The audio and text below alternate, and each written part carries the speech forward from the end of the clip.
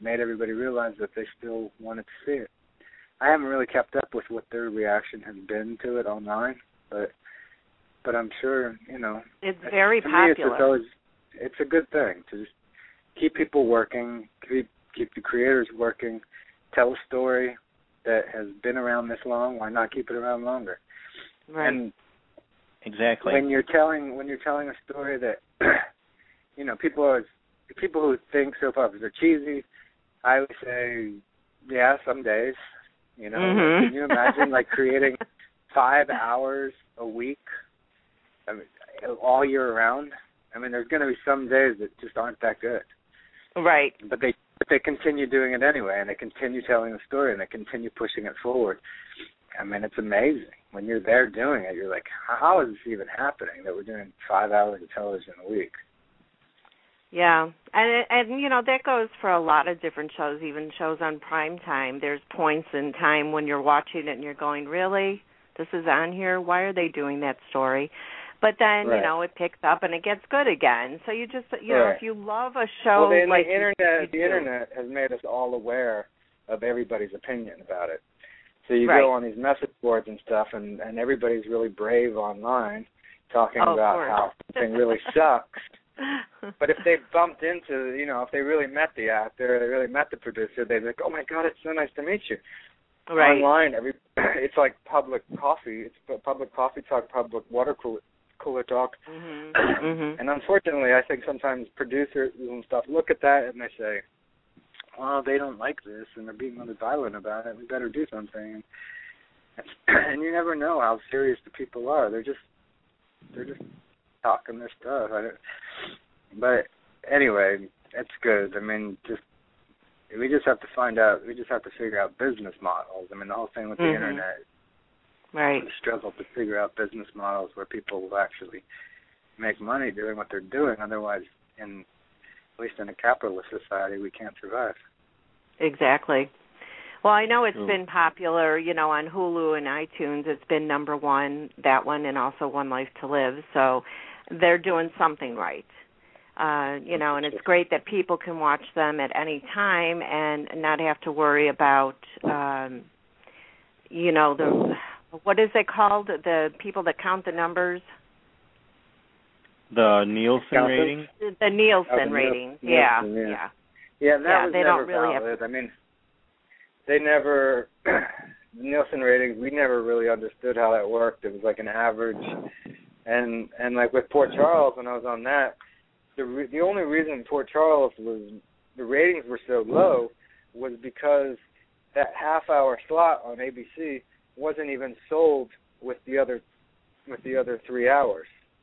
So really? All My Children, General Hospital, and One Life to Live were all sold together as a block, and that was on all over the country. The half-hour slot that was Ryan's Hope, and then Loving, and then The City, and then Port Charles was sold separately. So in some markets it wasn't even on, and in some markets it was on at 3 o'clock in the morning. And it's so that show, if you went to Chicago or you went to New Orleans, you were like the number one show. Right. But if you were, especially in certain demographics, it was huge. But if you were in parts of the country where it wasn't even on the air, nobody knew you, and that affected the ratings overall. But where it was on, it was a top show, especially demographically. Yeah, I'm in Chicago, and I never missed an episode of it. I loved that show, and I was heartbroken when they canceled it. Yeah, no, we didn't think it was going to last forever, but we all thought there was going to be one more year. Right. Well, recently on General Hospital. Go ahead. Oh, I was going to say, recently on General Hospital, they brought back Allison and your son, Rafe, from Port Charles, and I wish they would have brought you back, too, even as a ghost, because Allison ended up being a ghost. But, I mean, it was great to be able to see some of that storyline from the past that I had watched and loved that show. Yeah, it was cool for me to see it, too. I mean, I didn't think I'd ever see those characters again.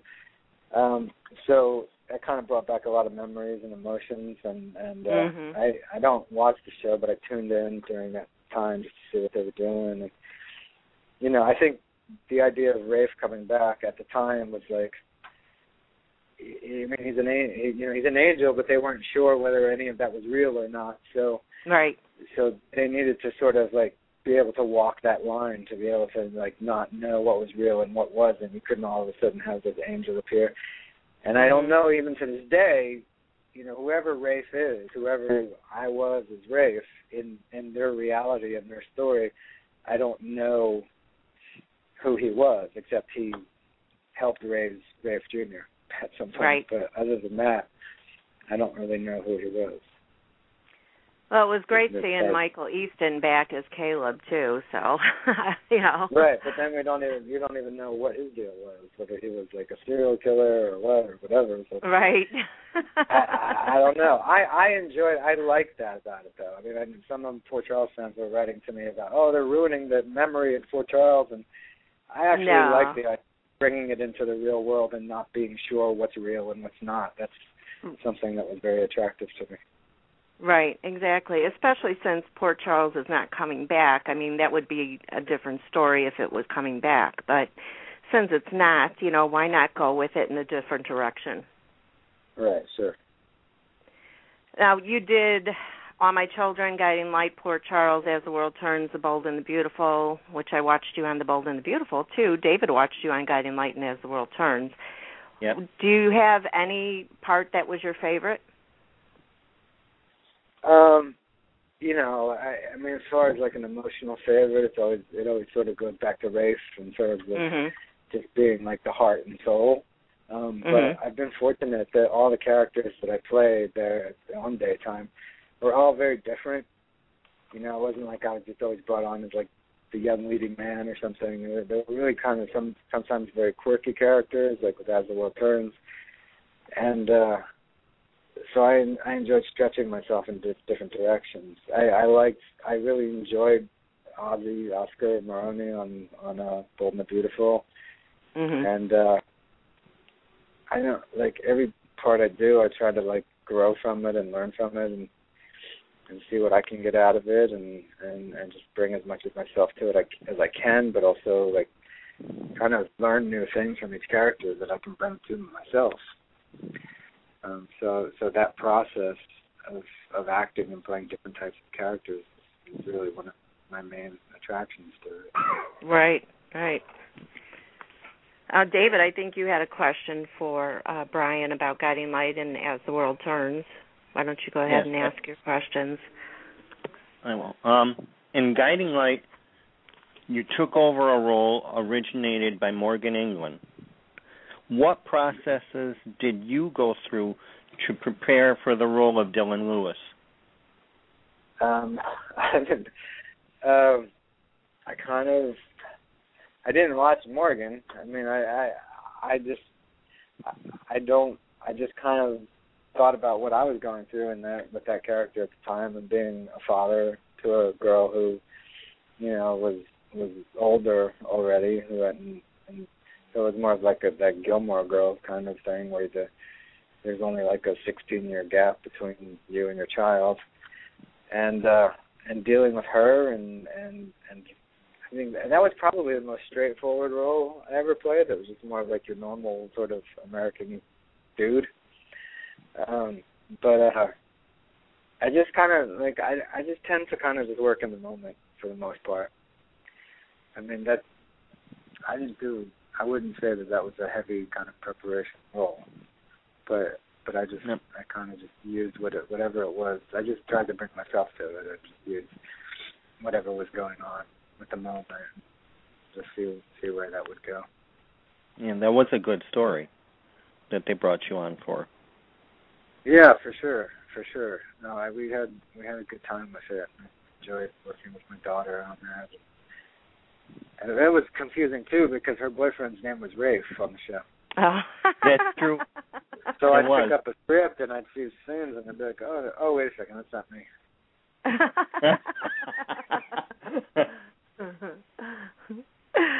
That's cute. That was good. I didn't pick up on that until you mentioned it, but I just for those As the World Turns fans, you came on as a self-made millionaire with a makeover. Right. So how would you want the story of B.J. Green told? Oh, well, at the time I really didn't want to, I mean, I was hired. I was hired to just be there for 3 months. And we knew he was going to be a lunatic, and they knew he was going to get killed or disappear or whatever. It wasn't going to. But when I was there, my daughter was being born in New York. We went in, just to do the role, and at the same time, my wife at the time came with me, and we had Alabama in New York.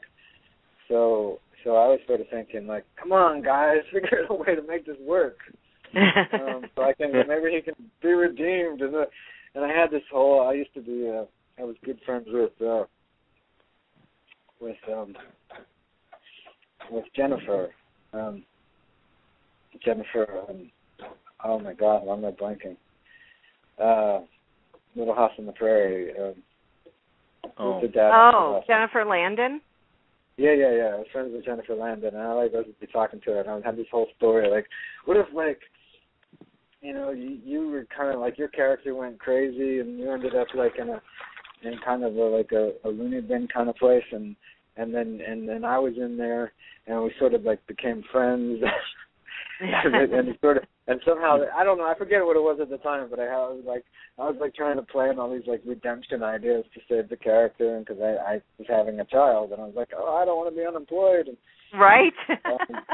So I guess my fantasy, in any way, shape, or form, my fantasy at the time would have been to some way find some bizarre way to redeem that character. The weird part was the more I tried to act normal, the more bizarre he seemed. Oh. So, like, I mean, when you say certain lines with a really straight face, thinking you're, like, trying to just be nice and normal, it comes across even creepier. Right. So he became very, very creepy, and he definitely had to go. Yeah. So I guess there was no redemption there. It was really fun to play though. I mean, he had this chocolate milk fetish that I just loved. Yeah. It was sort of every time he got nervous, he started making chocolate milk, and it's it's sort of like a bizarre, dark, like, killer / Willy Wonka character. I don't know. Oh my gosh. Yeah. David, you'll have to show me that stuff on YouTube because I have to show you. It's not really on there. Oh, it's not really on there. No. There's one section. There was this Halloween party that I threw. That was where it sort of all came to a climax where I finally told Katie who I was and tried to basically force her to have sex and all that fun stuff, and it was a pretty intense scene. So I mean but none of that stuff's online. Oh, sucks. Oh. There's so much stuff on YouTube. However, the rest of my life is online. Yeah. It's really bizarre. Well, you also had a part on The Bay, the web series, for those of the listeners that don't know that. And you weren't a nice guy on there either. No, that was fun. It was only one day. I mean, like 5 little episodes, but I did them all in one day. And, I guess I was kind of a killer pimp or something. Yeah. very soft-spoken killer pimp. Yes. And I just, it's fun. I like playing those kind of roles. I like Well, did you ever think of doing a web series yourself, since you're doing all this behind-the-camera stuff these days and also writing? Well, I've been writing a lot, and in the process of figuring out what's the first thing to shoot, there's been things that could have been web series. There's been features, there's been, this, that, and the other thing. And it so happened the one that I'm about to shoot, the speech, it just came up at the right time. We did a reading. I go to a night called We Make Movies that we meet on Wednesday nights, and we do readings of different people's scripts or parts of their scripts and give feedback and talk about it. I had written the script. It was only 10 pages long. Read it, and everyone flipped over it. And fortunately, that place has really inspired me to write because they have been very